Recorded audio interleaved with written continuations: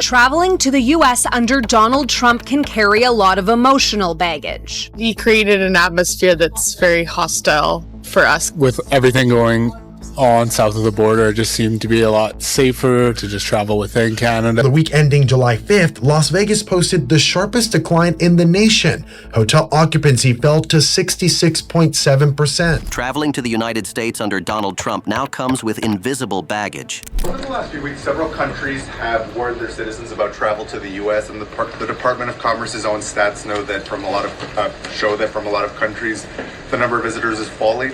So do we have any message for people that might be reconsidering business or tourism travel to the U.S.? Where did you see that report? The statistics come from the Department of Commerce. I'd have to look at that report to comment on the merits of it. The kind you don't see until it lands on you. For many Canadians, it's easier, safer, and frankly less stressful to stay within Canada. Canadians boycotting travel to the U.S. intensified in May, cementing a massive economic loss for American tourism this year as visitors from all over the globe rethink travel to the States. The number of Canadians taking road trips into the U.S., representing the majority of Canadians who visit, dropped by 38% last month. Step into the U.S. departures area at Montreal's Trudeau Airport during the summer. It should be buzzing with tourists, but it's eerily quiet.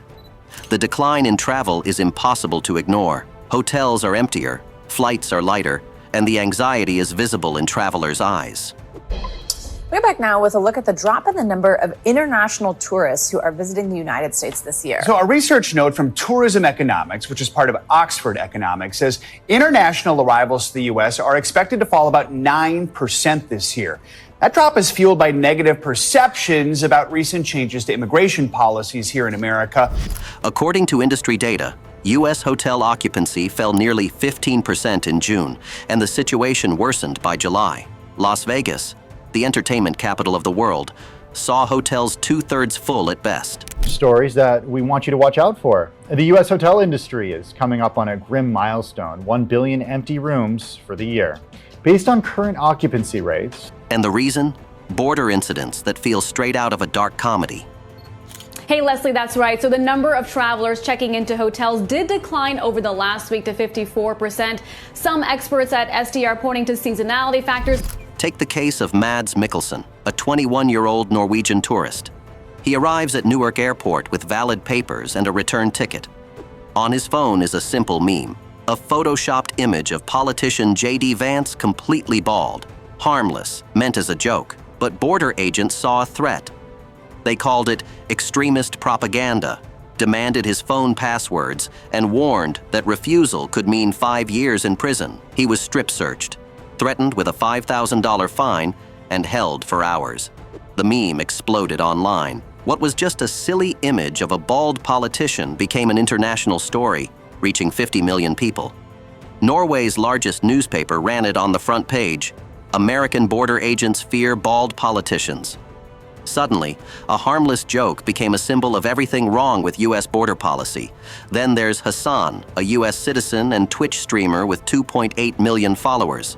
Detained at Chicago O'Hare for 2 hours, agents asked whether he liked Donald Trump and if he supported Hamas. They scrolled through his phone, treated him like a potential terrorist, and criticized him for live streaming the ordeal. Millions watched, and the damage was done. The world started questioning U.S. borders. And the story that sounds almost unbelievable. Ziming Wang, a 23-year-old college student, filmed TikToks near the Mexico border. He helped 3 women find shelter as a translator for Chinese migrants. Days later, he was arrested for human smuggling and spent 30 days in detention, 10 in solitary confinement. His evidence of trafficking? 3 pet hamsters and his girlfriend. Even the judge asked prosecutors if they had ever heard of human traffickers traveling with hamsters. These aren't isolated incidents, they're policy in action.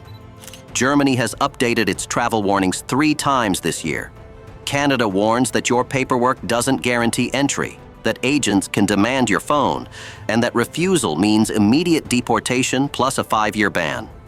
The UK says travelers can be detained without specific rules. The ambiguity itself becomes the weapon. Airlines responded immediately.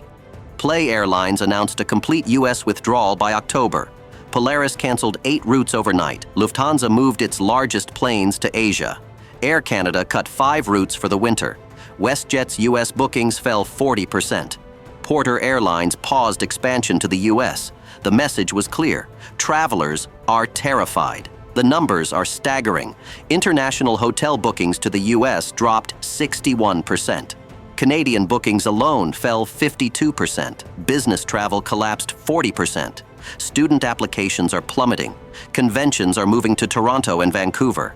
America now faces a $50 billion travel trade deficit. A swing of $100 billion in just a year. Cities are reeling. New York City lost over 3 million visitors and $4 billion in direct spending. Las Vegas hotels, built to operate at near full capacity, are struggling at 82% occupancy. Miami's South American traffic is evaporating. San Francisco's Convention Center reports international attendance down 44%. Disney World sees international family bookings drop 38%. Behind these numbers are real people. 230,000 Americans face unemployment. Hotels cut 50,000 jobs. Restaurants eliminated 45,000. Entertainment venues closed 25,000 positions. Each number represents families whose lives have been upended. And still, the Trump administration doubled down. Presidential Proclamation 10949 bans travel from 19 countries and puts 36 more on watch lists. Student visas now require public social media accounts scanned for political content. Hundreds of students from Harvard, MIT, and Stanford already had visas revoked over posts, likes, or retweets. Fees went up. Visa appointments are booked through 2026. Social media has turned these stories into global entertainment. TikToks about border detentions rack up millions of views. Reddit threads go viral daily. Instagram Reels mock U.S. customs. Travel influencers actively warn followers to visit Canada instead. Every viral incident multiplies the damage. Recovery is expected to take years if policies are reversed at all. The 2026 World Cup and 2028 LA Olympics are already considering contingency plans because no one wants to risk losing their trip over a meme or a plush toy. The Norwegian tourist with the J.D. Vance meme? He's vacationing in Japan now, posting photos of efficient border checks and respectful agents. Each post steers more travelers away from the U.S. In short, America turned itself from the dream destination into a global punchline. The world laughs, warns others, and avoids the country. The question isn't if America can recover. It's whether it will ever stop being the joke it has become. And if you're planning a trip, maybe, just maybe, clear your memes before you board that plane.